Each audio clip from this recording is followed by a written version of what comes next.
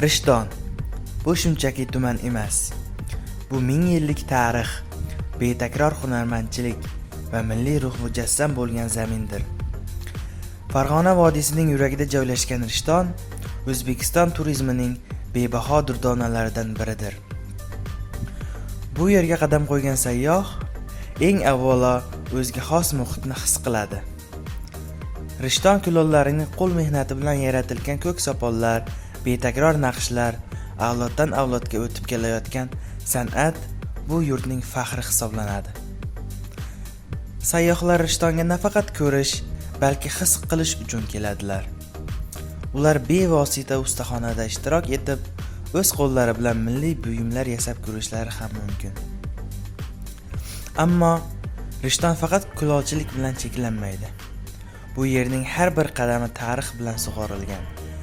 Qadimiy masjidlar, me'moriy obidalar, karvonsaroy izlari barchasi Ipak yo'lining ovozidek eshitiladi. Rishton madaniyati bu nafaqat o'tmish, balki bugun ham yashayotgan, ertaga o'tadigan tirik merosdir. U bilan tanishgan har bir kishi go'yoki qadimiy naqshlar orasida yurib, xalq qalbini his etadi.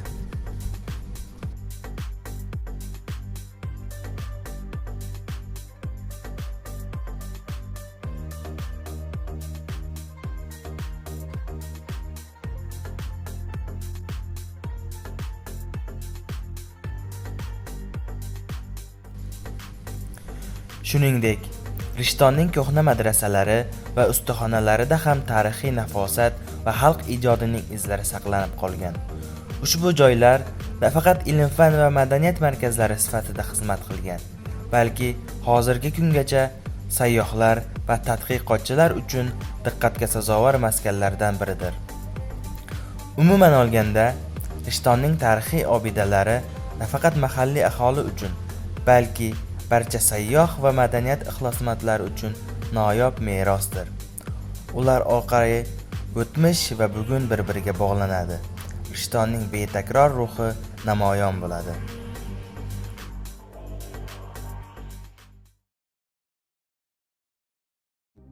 Allohu akbar. Allohu akbar. Allahu akbar, Allahu akbar. Ashhadu an la ilaha illallah.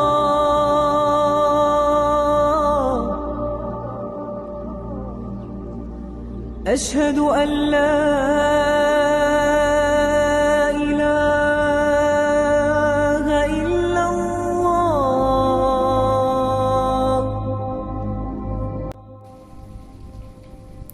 O'zbekistonning Farg'ona vodiysi markazida joylashgan Rishton jome masjidi nafaqat mahalliy aholi uchun muqaddas ibodat joyi, balki tarix va madaniyatga qiziquvchi sayyohlar uchun ham haqiqiy joziba hisoblanadi.